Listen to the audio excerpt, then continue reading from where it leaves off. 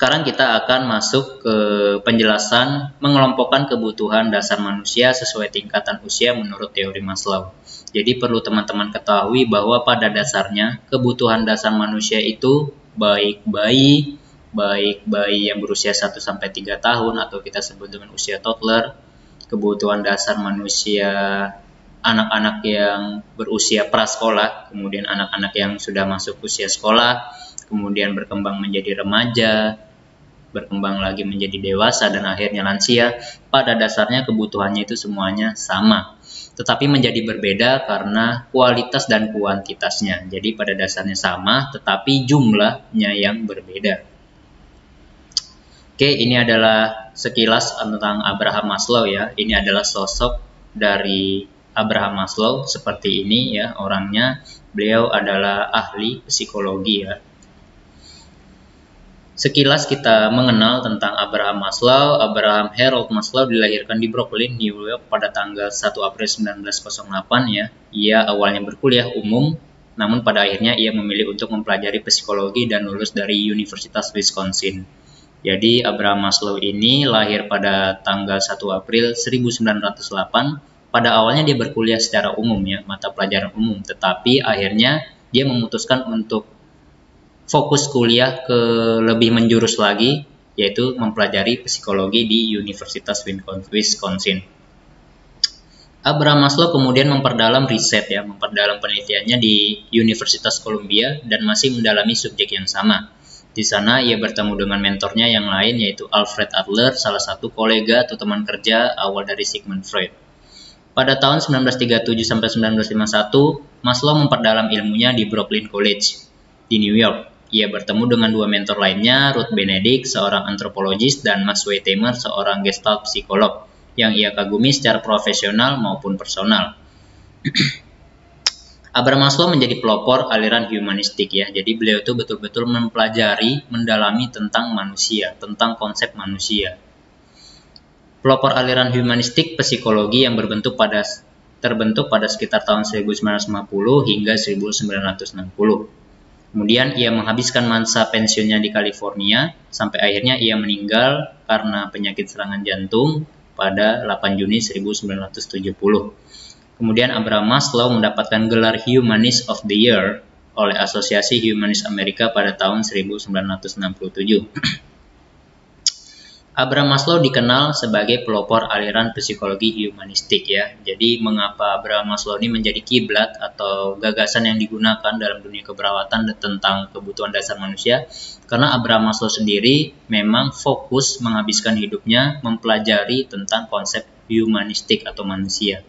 Maslow percaya bahwa manusia tergerak untuk memahami dan menerima dirinya sebisa mungkin.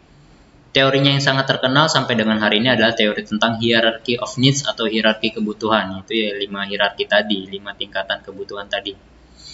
Kehidupan keluarganya dan pengalaman hidupnya lah yang memberi pengaruh atas gagasan psikologisnya. Setelah Perang Dunia Kedua, Perang Dunia Kedua itu pada tahun 1939 sampai 1945, Maslow mulai mempertanyakan bagaimana psikolog-psikolog sebelumnya tentang pikiran manusia. Walau tidak menyangkal sepenuhnya, namun ia memiliki gagasan sendiri ya, yaitu 5 hierarki tadi untuk mengerti jalan pikir manusia. Oke, jadi ini 5 hierarki Abraham Maslow ya, yang sudah saya sekilas jelaskan di awal, atau 5 tingkatan kebutuhan dasar manusia, kebutuhan dasar yang ada pada manusia menurut Abraham Maslow. Pertama adalah kebutuhan fisiologis. Kebutuhan fisiologis itu adalah kebutuhan yang paling mendasar ya, yang harus terpenuhi, harus dipenuhi oleh manusia itu sendiri. Kemudian kalau kebutuhan fisiologis sudah terpenuhi, akan timbul yang namanya kebutuhan rasa aman dan nyaman. Setelah rasa aman dan nyamannya terpenuhi, akan timbul lagi kebutuhan rasa cinta dan kasih sayang. Rasa cinta dan kasih sayang yang sudah terpenuhi, maka akan timbul kebutuhan harga diri. Dan jika 4 kebutuhan itu sudah terpenuhi, sudah dipenuhi, maka akan timbul kebutuhan yang paling puncak ya, paling atas dari hierarki Maslow adalah aktualisasi diri. Maksudnya aktualisasi diri itu adalah performa atau manusia itu akan memberikan dampak pada lingkungannya di mana dia tinggal. Oke, jadi ini adalah yang dimaksud ya dari kebutuhan fisiologis. Apa saja? Oksigen. Jadi kebutuhan fisiologis ini adalah kebutuhan dasar ya, kebutuhan yang mutlak, kebutuhan yang wajib dipenuhi terlebih dahulu ya. Wajib terpenuhi atau kebutuhan utama. Oksigen, kita sudah sama-sama tahu bahwa manusia tidak akan bisa hidup tanpa oksigen. Manusia perlu bernapas, oleh karena itu setiap detiknya manusia haruslah bernapas, memerlukan oksigen dalam mempertahankan kehidupannya. Kemudian cairan juga termasuk kebutuhan fisiologis. Karena di dalam tubuh kita ini memiliki cairan, dan cairan sendiri adalah faktor yang paling banyak, hal yang paling banyak dibutuhkan di muka bumi ini. Kemudian nutrisi, manusia pasti memerlukan nutrisi, manusia perlu makan, manusia perlu minum untuk mempertahankan kesehatannya dan mempertahankan kelangsungan hidupnya. Temperatur atau suhu, manusia tidak bisa hidup tanpa temperatur dan tanpa suhu. Suhu sendiri ada di luar diri kita dan ada di dalam diri kita. Eliminasi, ada nutrisi, ada eliminasi. Kita perlu makan, kita perlu minum, kita perlu sarapan, makan siang, dan makan malam. Sedangkan untuk minum, kita perlu minum 1-2 liter ya. Jadi ketika ada makanan, ada minuman yang masuk ke dalam tubuh kita, tentunya tubuh kita juga akan mengeluarkan sisa metabolisme atau hasil sampah yang telah diproses di dalam tubuh kita, dan itu berbentuk eliminasi, baik cairan, ya eliminasi urin atau eliminasi padat, buang air besar ya. Kemudian tempat tinggal juga termasuk kebutuhan fisiologis, kita perlu tempat tinggal ya untuk bisa tinggal lebih aman dan lebih nyaman. Istirahat ya, tidur dan istirahat juga termasuk kebutuhan fisiologis ya, kebutuhan yang wajib, kebutuhan yang mutlak harus kita penuhi dalam sehari-harinya. Kita perlu tidur dalam sehari, kita perlu istirahat dalam 1 hari. Normalnya kita perlu tidur adalah 8 jam ya. Tetapi kalau kita sudah beranjak, berkembang menjadi orang dewasa, berkembang menjadi orang tua atau lansia, biasanya normalnya adalah waktu tidur itu adalah 5-6 jam. Jadi sama tingkatannya, baik kita usia bayi, remaja, dewasa, atau orang lansia sendiri pun kita pasti sama-sama perlu tidur, perlu istirahat. Tetapi kualitas dan kuantitas yang berbeda. Katakanlah orang remaja, dewasa perlu 8 jam tidur, tetapi lansia mereka hanya perlu 5-6 jam tidur. Untuk bayi sendiri mereka juga perlu tidur, bahkan mereka menghabiskan 24 jam itu untuk tidur ya.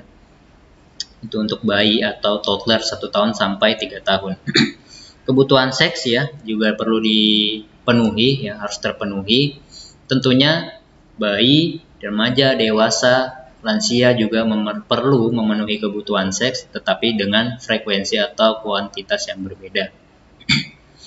Setelah kebutuhan fisiologis, ada kebutuhan rasa aman dan nyaman. Apa itu kebutuhan rasa aman dan nyaman? Rasa aman dan nyaman akan muncul apabila kita punya keselamatan fisik dan keselamatan psikologis. Maksudnya bagaimana keselamatan fisik dan keselamatan psikologis?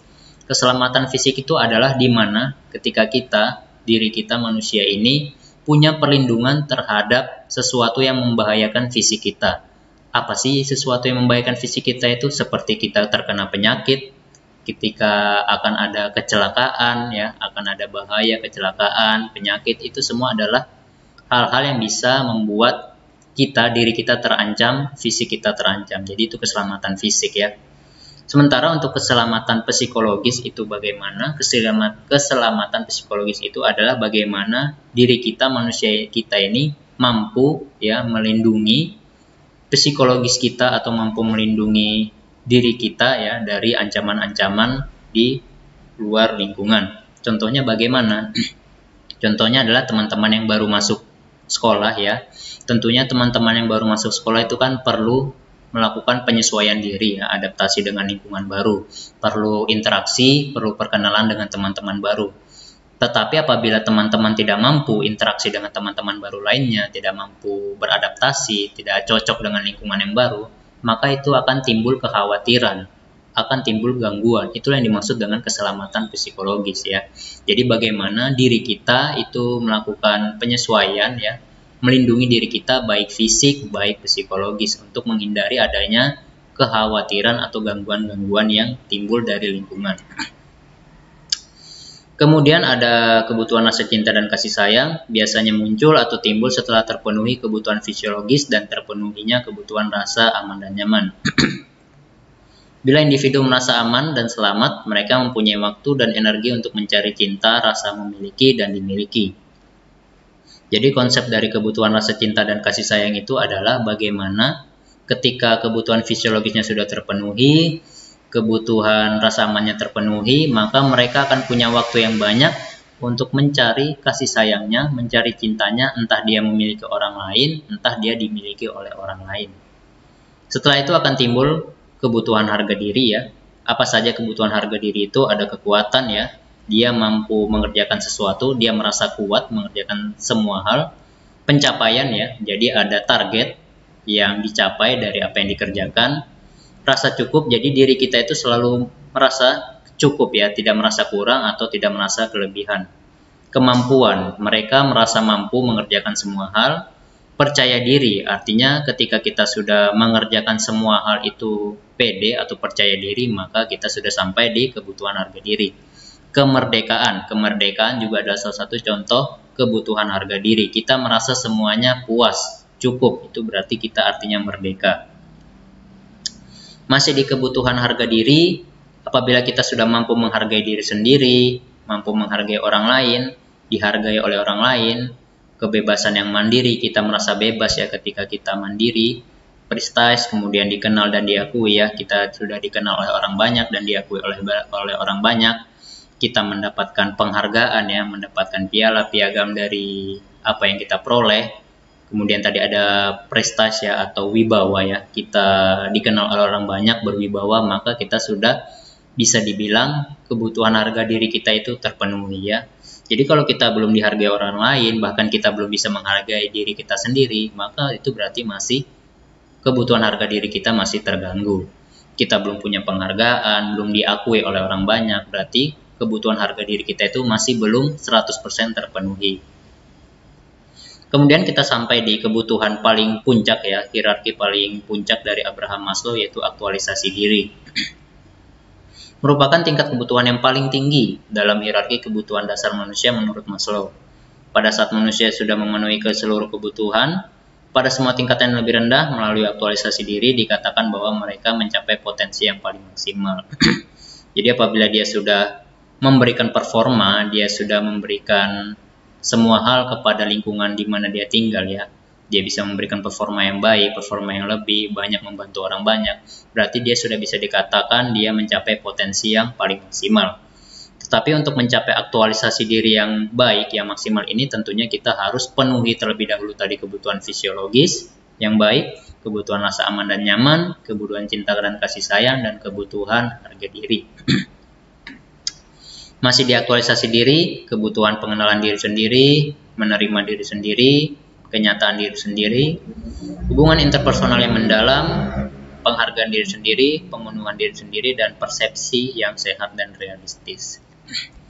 Dan ini intinya dari kebutuhan teori Maslow berdasarkan usia. Pada dasarnya bayi, toddler 1 tahun sampai 3 tahun, anak prasekolah 3 tahun sampai 6 tahun, usia sekolah 6 sampai 12 tahun, remaja, dewasa muda, dewasa tua, dan lansia. Pada dasarnya kebutuhan dasarnya itu sama. Mereka semua tingkatan tadi itu pastinya perlu tidur, pastinya perlu kebutuhan makan, kebutuhan minum, pastinya perlu semua kebutuhan istirahat, semua pasti perlu eliminasi urin. Jadi pada dasarnya sama, tetapi hanya jumlah, frekuensi, kualitas, dan kuantitasnya yang berbeda. Katakanlah contohnya kebutuhan tidur ya, untuk usia sekolah, remaja itu biasanya normalnya ada 8 jam tidur ya. Dikatakan kualitas tidur yang baik apabila dia tidur 8 jam, tetapi lansia menghabiskan tidur itu hanya cukup 5-6 jam. Jadi mereka lansia dan dewasa ini sama-sama perlu tidur, tetapi hanya jumlah jamnya yang berbeda. Jadi pada dasarnya sama, tetapi hanya kualitas dan kuantitasnya yang berbeda. Baik kebutuhan fisiologis, baik kebutuhan aman dan nyaman, cinta dan kasih sayang, dan kebutuhan harga diri dan aktualisasi diri. Penerapan teori Maslow mengenai kebutuhan dasar manusia dapat memberikan dasar atau acuan untuk pemberian perawatan pada klien dari semua umur dan dalam berbagai lingkungan pelayanan kesehatan. Namun pada saat perawat menerapkan teori ini, dalam praktek harus berfokus pada kebutuhan individu. Oke, jadi ini adalah hierarki dari Abraham Maslow ya.